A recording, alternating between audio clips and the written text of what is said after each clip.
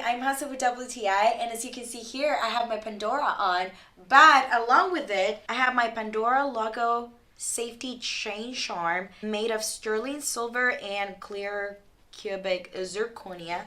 And this is so useful, you guys, because what this does is that it clips onto my bracelet to secure my charms. When I didn't have it, my charms used to slide off when I was taking off my bracelet, but that doesn't happen anymore, and that's why I got this safety charm, which I love. It's so beautiful. It matches all my charms that I have on my Pandora bracelet, and I love the fact that I feel so secure that I can take off my bracelet anywhere without worrying too much about my other charms falling off. I really feel like this is a beautiful piece. It's really comfortable to wear, and I highly recommend getting a safety charm like this.